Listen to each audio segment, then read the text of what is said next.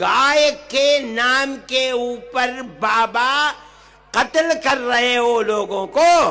मैं मुतालबा करता हूं, गाय से मजहब हिंदू का जुड़ा हुआ है, तुम उसको नेशनल जानवर बनाओ। जो बेचता है उसे भी पकड़ो, जो खरीदता है उसे भी पकड़ो, जो खाता है उसे भी पकड़ो। बहुत ही सुंदर है, इस कदम का स्वागत है कि मुस्लिम समाज की ओर से गाय राष्ट्रीय पशु घोषित हो, इसका ऐलान हो रहा है। हम मना तो नहीं कर रहा हूँ, हम एक ही बात बोला, घर का अंदर खाओ। तमाम मुसलमानों से यही कहेंगे कि आप गाय की कुर्बानी नहीं, गाय का गोश्त भी खाना हमेशा के लिए बंद कर दीजिए। मनुस्मृति क्या कहती है? जो ब्राह्मण श्राद्ध में गौमांस नहीं खाएगा उसकी 21 पीढ़ियां नरक में जाएंगी। अगर वेदों के हिसाब से अगर आप मीट खाते हैं तो आपको सबसे शानदार जगह स्वर्ग के अंदर मिलेगी। जिस तरफ गवर्नमेंट कहती है कि हम गौवंश, गौशालाएं या जो भी ऐसी असहाय गौएं हैं जिनकी हम सुरक्षा करेंगे, रक्षा करेंगे, सनातन के बारे में बड़े बड़े लेक्चर दिए जाते हैं, वो पर्दे के पीछे की जो दुनिया है उससे हम वाकिफ नहीं हो पाते। आज की खबर, गाय पर राजनीति या इंसाफ। अगर गाय मां है तो उसे राष्ट्रीय पशु घोषित क्यों नहीं करती सरकार, ये मांग उठने लगी है। देश में एक तरफ गाय के नाम पर राजनीति होती है, दूसरी तरफ मॉब लिंचिंग की खबरें आती हैं। कहीं किसी को बीफ के शक में पीट पीट कर मार दिया जाता है तो कहीं सड़क पर गायों को छोड़ दिया जाता है। अब इस माहौल में एक नई मांग उठी है और ये मांग किसी हिंदुत्व संगठन से नहीं बल्कि मुस्लिम धर्म गुरुओं और संगठनों ने उठाई है। मौलाना अरशद मदनी ने कहा है, अगर सरकार सचमुच गाय को लेकर गंभीर है तो उसे राष्ट्रीय पशु घोषित करे। गाय के नाम के ऊपर बाबा कत्ल कर रहे हो लोगों को, किस लिए कत्ल कर रहे हो? तुम कहते हो कि गाय को मत ज़बह करो, मैं कहता हूं एक कदम आगे बढ़कर मत ज़बह करो। मैं मुतालबा करता हूं, तुमने जिस तरह मोर को नेशनल बर्ड बना रखा है, मैं मुतालबा करता हूं गाय से मजहब हिंदू का जुड़ा हुआ है, तुम उसको नेशनल जानवर बनाओ। जो बेचता है कसाई को वो भी मुजरिम है, जो खरीदता है वो भी मुजरिम है, जो खाता है वो भी मुजरिम है, जो ज़बह करता है वो भी मुजरिम है। हम तुम्हारे साथ हैं, क्यों नहीं करते हो? बेबस लाचार लोग हैं, जहां मिल गए हरिजन है, मरी हुई गाय को बुला कर के लाए हैं, उसके चमड़े को उतार पीट पीट करके मार दिया और कोई पूछने वाला नहीं है। हम ये मुतालबा किया, हम कहते हैं, दावा करते हैं, मुतालबा करते हैं कि गाय को मोर की तरह नेशनल बर्ड है वो, इसको नेशनल जानवर बनाओ और हर सतह पर जहां गाय के साथ जुल्म हो उसको पकड़ करके फांसी के तख्ते पर चढ़ा दो। हमारा मुतालबा सबका मुश्तरक मुतालबा है। हम मुतालबा करते हैं कि गाय को कौमी जानवर बनाओ। आप सब लोग खड़े हो इस मुतालबे के अंदर। हम सब मुतालबा करते हैं कि गाय को कौमी जानवर बनाओ। जो बेचता है उसे भी पकड़ो, जो खरीदता है उसे भी पकड़ो, जो खाता है उसे भी पकड़ो। मुजरिम है, हर शख्स को मुजरिम बनाओ, सिर्फ निहत्तों को नहीं। हम अपने इस मुतालबे को हुकूमत तक पहुंचाना चाहते हैं। यानी सवाल अब सीधा है, अगर गाय आस्था का विषय है, अगर चुनावी मंचों पर गाय की रक्षा की बातें होती हैं, अगर मॉब लिंचिंग तक को गौ रक्षा का नाम दिया जाता है, तो फिर 12 साल की सत्ता के बाद भी सरकार गाय को राष्ट्रीय पशु घोषित नहीं करती। ये मांग आखिर क्यों उठी? मौलाना अरशद मदनी ने कहा, देश में नफरत की राजनीति, मॉब लिंचिंग और मुसलमानों को बदनाम करने के लिए गाय का इस्तेमाल बंद होना चाहिए। उन्होंने सवाल उठाया, कुछ राज्यों में खुलेआम बीफ बिकता है, वहां ना कोई आंदोलन होता है, ना टीवी डिबेट, ना भीड़, ना हत्या, लेकिन जहां मुस्लिम आबादी ज्यादा है वहां अचानक गौरक्षा के नाम पर हिंसा शुरू हो जाती है। यानी सवाल सिर्फ गाय का नहीं है, बल्कि कानून के बराबर इस्तेमाल का भी है। भारत में अलग अलग राज्यों में अलग अलग कानून हैं, कहीं बीफ पर पूरी रोक, कहीं आंशिक रोक और कहीं खुली बिक्री। तो फिर एक देश एक कानून की बात करने वाली राजनीति यहां चुप क्यों हो जाती है? बहुत ही सुंदर है, इस कदम का स्वागत है। अब तो हमारे बाबरी मस्जिद के मुदई के जो पुत्र हैं इकबाल अंसारी, उन्होंने भी इस बात का स्वागत किया है। तो मैं तो चाहूंगा जब भारत के मुसलमानों को ही आगे आकर इस कदम को आगे बढ़ाना चाहिए। भारत की भूमि पर एक कतरा भी गाय का रक्त नहीं बहना चाहिए। जिस गाय के कारण इस देश की आजादी प्रारंभ हुई 1897 में, मंगल पांडे को जब यह पता चला कि जो गोली हम लोग बंदूक में भरते हैं और उसको दांत से खोलना पड़ता है, उसके ढक्कन को, उसमें गाय की चर्बी पड़ी है, सुअर की चर्बी पड़ी है, और इसी बात को लेकर जो क्रांति पड़ी कि बताओ हिंदुओं को ऐसा करना पड़ता है, वह क्रांति का जो लहर जगा, वो आजादी की जो लहर जगा 1947 में उसका परिणाम दिखा और भारत स्वतंत्र राष्ट्र के रूप में परिणित हुआ, भारत स्वतंत्रता को प्राप्त हुआ। तो गाय की हम भूमिका है। पृथ्वी का दूसरा स्वरूप ही गाय है। पृथ्वी जब व्याकुल दुखी होती है तो हमारे धर्मशास्त्रों के अनुसार वो गाय का ही रूप धारण करती है। गाय जो है विश्व की माता है, मात्र हिंदुओं की माता नहीं है। जब कोई बच्चा दूध से विहीन हो जाता है, उसकी माँ के स्तन में अगर दूध नहीं आता है या किसी की माँ मर जाती है, तो उस समय गाय ही माँ के रूप में आ जाती है और उसका दूध ही सबसे पोषक है। यह वैज्ञानिक तथ्यों पर भी आधारित है। इसलिए गाय को भारत जैसे भूमि पर कहीं भी, किसी भी कोने में, किसी भी भांति, किसी की भावनाओं का जो भी हो, लेकिन गाय का एक बूंद रक्त भी भारत के धरती पर नहीं गिरना चाहिए। गो हत्या तत्काल बंद होनी चाहिए और गाय को राष्ट्रीय माता घोषित करना चाहिए, राष्ट्रमाता का दर्जा प्राप्त होना चाहिए। अब सबसे बड़ा सवाल, क्या ये सिर्फ धार्मिक मांग है या राजनीतिक आईना? दिल्ली से लेकर बंगाल तक कई मुस्लिम संगठनों ने कहा है कि अगर गाय इतनी ही पूजनीय है तो उसे संवैधानिक सुरक्षा दीजिए। बहुत अच्छी बात यह है कि मुस्लिम समाज की ओर से गाय राष्ट्रीय पशु घोषित हो, इसका ऐलान हो रहा है। ऑल इंडिया इमाम ऑर्गेनाइजेशन लगातार कई वर्षों से इस बात को कहते आए हैं कि गाय को राष्ट्रीय पशु घोषित किया जाए। गाय एक प्राणी नहीं, गाय एक पूरे विश्व का प्राण है। गाय हिंदुओं की आस्था है। गाय का दूध शिफा है, गाय का घी दवा है और गाय का मीट गोश्त बीमारी है।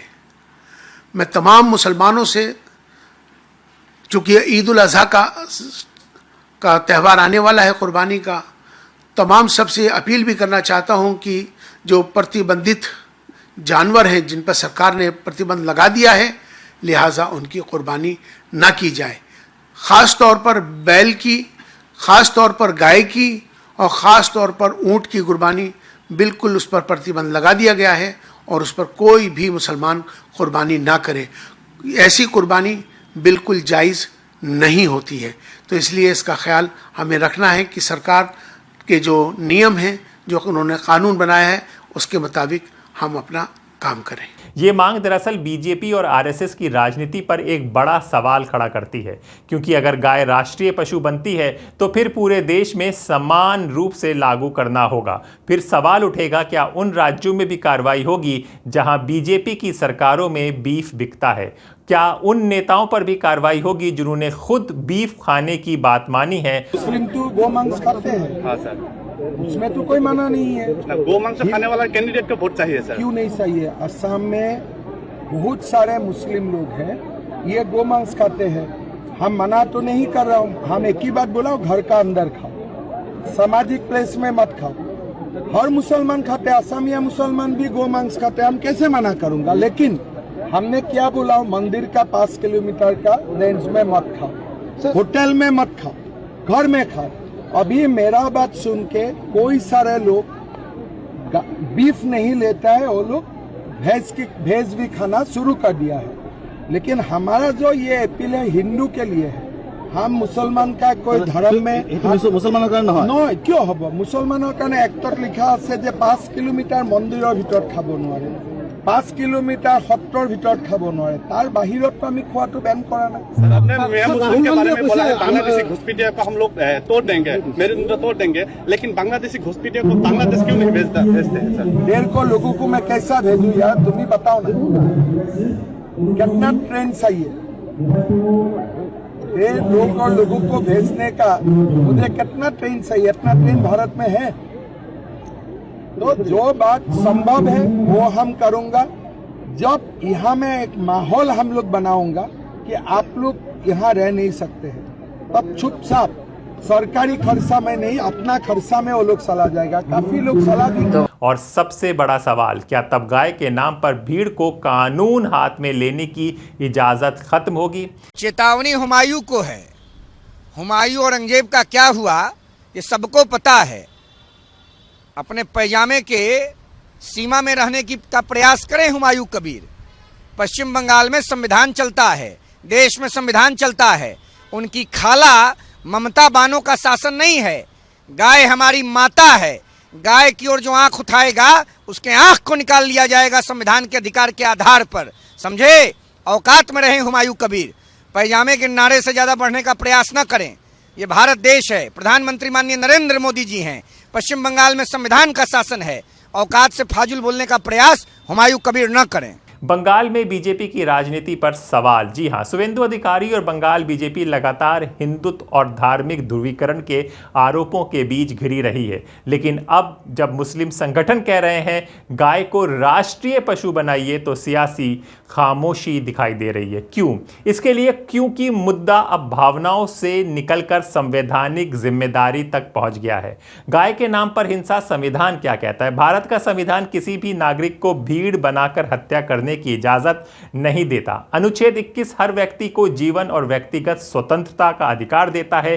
सुप्रीम कोर्ट भी मॉब लिंचिंग पर कई बार चिंता जता चुका है। लेकिन सवाल यह है कि जब भीड़ हत्या के आरोपी खुलेआम घूमते हैं, जब नेताओं के बयान हिंसा को हवा देते हैं, तो क्या इससे समाज परमिशन स्ट्रक्चर नहीं बनता?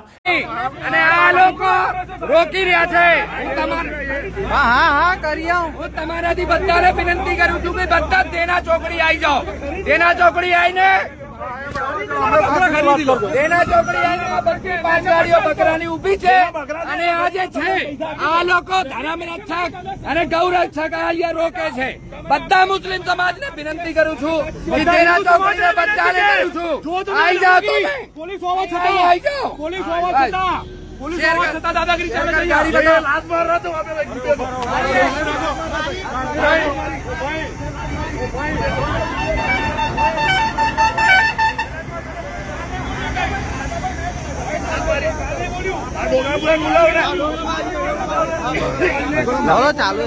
यानी ऐसा माहौल जहां लोगों को लगता है कि अगर वो हिंसा करेंगे तो बच जाएंगे। एक रिसर्च में 2009 से 2022 के बीच भारत में 384 लिंचिंग मामलों का अध्ययन किया गया। उसमें कहा गया जहां अपराधियों को सजा नहीं मिली वहां भविष्य में लिंचिंग की घटनाएं और बढ़ी। यानी कानून की चुप्पी हिंसा को बढ़ावा देती है। हिंदू संतों की प्रतिक्रिया भी दिलचस्प है। वरुण दास महाराज ने कहा है यह बहुत अच्छा कदम है, मुसलमानों को भी इसका समर्थन करना चाहिए। भारत की धरती पर गाय का खून नहीं बहना चाहिए। लेकिन सवाल फिर वही है, अगर ये इतना अच्छा कदम है तो सरकार इसे लागू क्यों नहीं करती? दिल्ली की गौशाला की हकीकत भी समझ लीजिए। पिछले कुछ वक्त पहले हम यहाँ पर गए थे पुराने पुल के पास, तो वहाँ पर गौशाला कैसी थी और वहाँ के महंत साहब ने क्या कहा वो ज़रूर सुनिए, क्योंकि आपको पता चल जाएगा कि प्रोपेगेंडा करना आसान है, लेकिन हकीकत में जब आप देखेंगे तो समझ जाएंगे कि सरकार की क्या मंशा रही है। जिस तरफ गवर्नमेंट कहते हैं कि हम गौवंश गौशालाएं या जो भी ऐसी असहाय गौएं हैं जिनकी हम सुरक्षा करेंगे, रक्षा करेंगे, सनातन के बारे में बड़े बड़े लेक्चर दिए जाते हैं, वो पर्दे के पीछे की जो दुनिया है उससे हम वाकिफ नहीं हो पाते। असलियत में यहाँ कोई भी सेवा नहीं हो रही है। आपको बताएं, आप सरकारी जितनी भी गौशालाएं आप वहाँ जाके अगर देखेंगे तो आप पाएंगे कि प्रतिदिन 30 से 35 गौवंश वहाँ मृत्यु होता है, मृत्यु पाया जाता है 30 से 35 गौवंश। और ये कहना है किसका? जो एमसीडी में गौवंश को उठाते हैं। जो स्लॉटर हाउस में लेके जाते हैं उनका वो जो सबसे ज़्यादा, अगर आप कहते हैं कि हिंदुस्तान बीफ एक्सपोर्ट क्यों कर पा रहा है, उसका कारण जितनी भी सरकारी गौशालाएं आप जाके देखें, ये जितनी भी रोड पर गाय होंगी ये ले जाके वहाँ गौशालों में छोड़ेंगे, उनको चारा पानी कोई व्यवस्था नहीं होगा, वो मर जाएंगे। यहाँ पर हमने आपको बताया जो भी बछड़े थे छोटे छोटे अंधे गौ, वो सब हट्टे कट्टे थे। भोजन पानी चारे पानी में हमने कहीं से कहीं उनके लिए कोई असुविधा नहीं की, पर सरकार ने हमारी सारी उम्मीदें और सारे जो भी संकल्प थे और जितने भी मेरे भीतर जो भावना थी, आज वो सारी इस गवर्नमेंट के प्रति तो मेरी भावना सारी मर चुकी है। बीजेपी सरकार सत्ता में सनातन, गौवंश, राम मंदिर, इन सब का मुद्दा उठा के ही आई है और इन सब मुद्दों पर उसने कोई भी अभी तक कोई बेहतर काम नहीं किया है। अयोध्या में जो हालात हुए, अयोध्या की सीट आप नहीं बचा पाए, क्यों नहीं बचा पाए? आपने राम मंदिर बहुत बढ़िया बना, क्यों नहीं वो कर पाए? जितनी गौरक्षा दल के भी लोग हैं आपको बताएं, जो नामी लोग हैं वो सेवा नहीं कर रहे, जो अंदर लोग हैं उनका नाम आता ही नहीं। आपको बताऊं, एक बजरंग दल के कोई नेता थे, अभी पीछे क्या हुआ, जब यहाँ से गाय उठनी थी तो गाड़ियां लग रही थी, तो हमारे किसी जानकार ने उनको फोन किया, तो वो पता क्या कहते हैं, कहते हैं बाबा जो वहां बैठा है वो वहां से बछड़ों को कटवाता है, रात को गाड़ियां उठवाता है।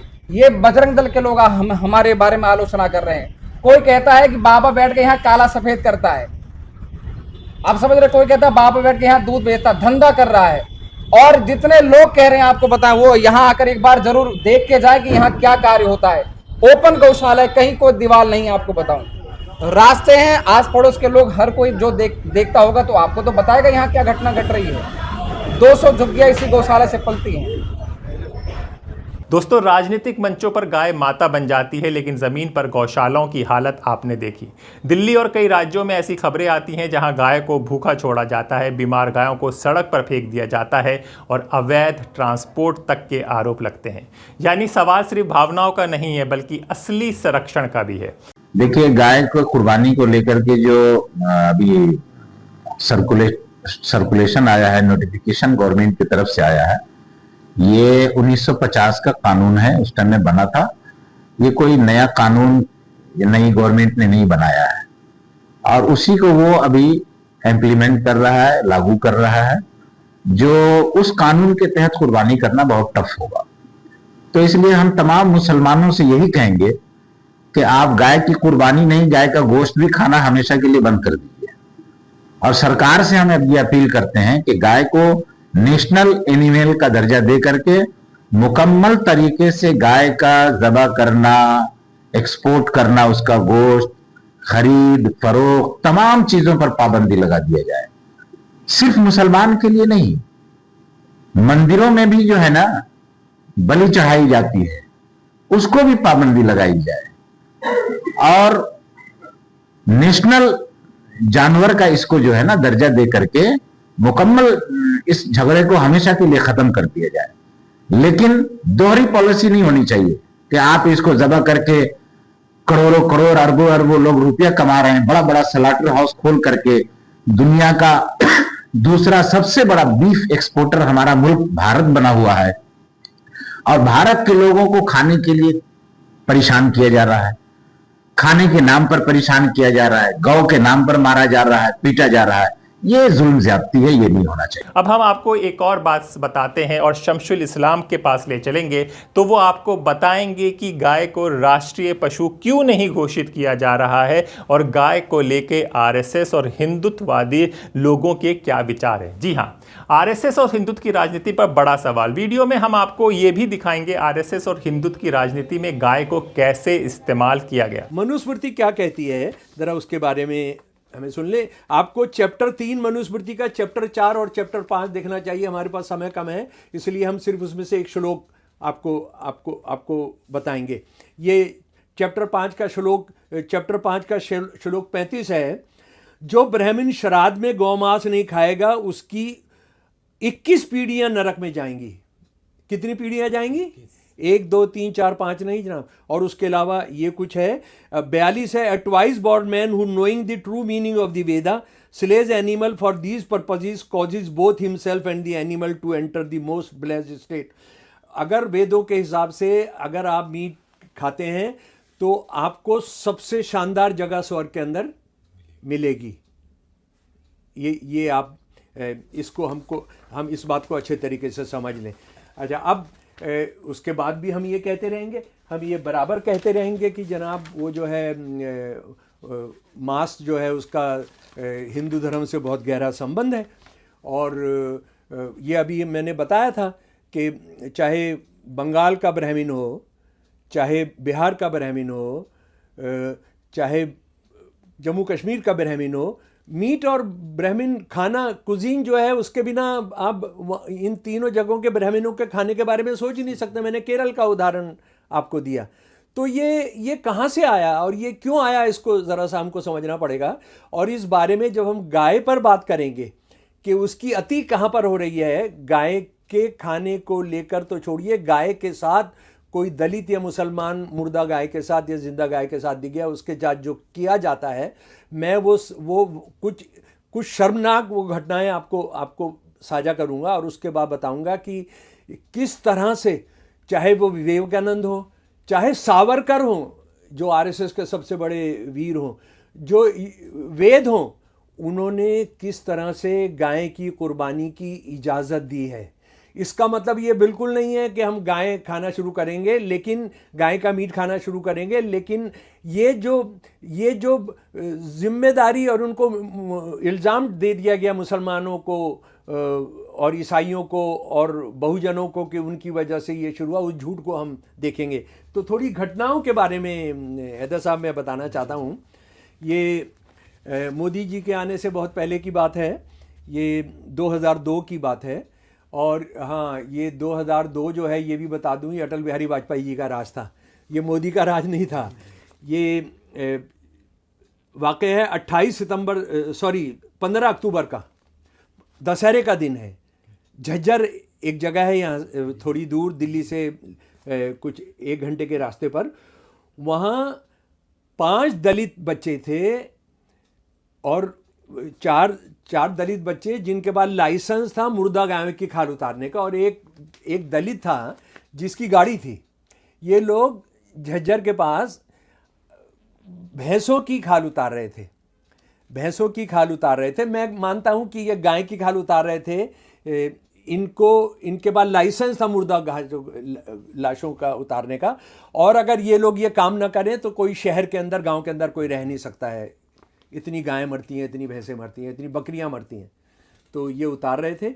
उधर दशहरे से लौट रहे थे और विश्व हिंदू परिषद के लोगों ने, ये पुलिस FIR पर मैं आपको बता रहा हूँ, विश्व हिंदू परिषद के लोगों ने इनको कत्ल किया था, इनको लिंच किया था और इनको जलाया था। ये 5 के लोग, अभी भी कोई फैसला और अंतिम सजाएं होना बाकी हैं। दोस्तों, तो अब सवाल है, क्या सचमुच गाय की सुरक्षा प्राथमिकता रही है या सिर्फ चुनावी ध्रुवीकरण का हथियार बन गई है? अगर गाय इतनी ही महत्वपूर्ण है तो फिर राष्ट्रीय पशु घोषित करने में डर क्यों? तो अभी चल रहा है सोशल मीडिया पे कि गाय को राष्ट्रमाता घोषित कर दिया जाए, क्योंकि बीजेपी गाय की राजनीति करती है। तो मुसलमान भी अभी आवाज उठा रहा है कि गाय को राष्ट्रमाता घोषित कर दिया। हाँ सही है, इसमें कहीं भाजपा क्यों नहीं कर रही है? नहीं करेगी ना। अभी बीफ का सबसे बड़ा निर्यातक देश है भारत, अल कबीर कौन है, जितना है बारे में कौन है वो लोग? असम का मुख्यमंत्री क्या बोला, बीफ खाओ, घर में खाओ। असम के मुख्यमंत्री हेमंत बिस्वा शर्मा ने कहा कि बीफ खाओ, घर में खाओ। किरण रिजिजू ने कहा कि मैं खाता हूँ। कहाँ हो रहा है? सिर्फ दिखावा है, भावनात्मक राजनीति है। हिंदू को मुसलमान से लड़ाओ, फॉरवर्ड को बैकवर्ड से लड़ाओ। ये चूंकि सब लड़ता रहेगा, सब संगठित नहीं होगा, सब जो है सो हमारा ऐसे ही चलता रहेगा। क्या साहब जरूरी थी बिहार में 10-10 हजार रुपया देके वोट खरीदने की? आज देश के सामने सवाल सिर्फ गाय का नहीं है, सवाल इंसाफ का है, बराबरी का है, संविधान के राज का है। और गाय के नाम पर इंसानों की जान जाती है और गाय का जिस तरह से इस्तेमाल किया जाता है राजनीति में, उसका सवाल है। मैं तो बंगाल के इमाम साहब को मुबारकबाद देना चाहता हूँ। इसी की ज़रूरत थी। हमें बताना पड़ेगा इस मुल्क में कि तुम्हारे बगैर हम नहीं रह सकते और हमारे बगैर तुम नहीं रह सकते। कतई बिल्कुल तय कर लें कि जो कुर्बानी पे जो पैसे खर्च किए हैं उन्होंने, वो पैसे अगर यहाँ ना खर्च करके उन गरीबों को बांट दें, अल्लाह देखने वाला है, हम उस पर सदका कर दें और अपने रब को बता दें कि हम जिस मुल्क में रहते हैं हमको इजाज़त नहीं है, गाय कोई खाता नहीं है। अब आप भैंसों को छोड़ दीजिए, फिर देखिए इनका तमाशा। हकीकत ज़मीनी ये है कि पुलिस वाले कुर्बानियाँ करवाते हैं, गाय भिजवाते हैं, पैसे कर लेते हैं, आमदनी कराते हैं। भाई गाय के लिए तो हम सब आज से नहीं, बहुत ज़माने से जो संजीदा मुसलमान है कोई गाय का गोश्त नहीं खाते। मुझे भी नहीं मालूम गाय गोश्त क्या होता है। जी हाँ, कोई भी किसी की भी धर्म पर बात नहीं कर रहा, कोई भी किसी के धर्म को आहत नहीं पहुंचाना चाहता, कोई भी किसी के भी धर्म के खिलाफ नहीं जाता, क्योंकि यही हिंदुस्तान की परंपरा रही है, यही हिंदुस्तान का डीएनए रहा है। सब ने सब धर्म का सम्मान किया है, पालन किया है और ऐसा ही होता रहे। इसीलिए हम बराबर आपसे कह रहे हैं कि साझा विरासत को याद रखिए। जी हाँ, सरकार ऐसे स्थायी समाधान लाए जहाँ ना हिंसा हो, ना नफरत हो, ना राजनीति हो। गाय माँ है, उसे राजनीतिक का हथियार मत बनाइए, कानूनी सम्मान मिलना चाहिए। और अगर सरकार ऐसा नहीं करती तो सवाल उठेंगे और लगातार उठते रहेंगे और दासोतंत्र लगातार सवाल पूछता रहेगा। नमस्कार।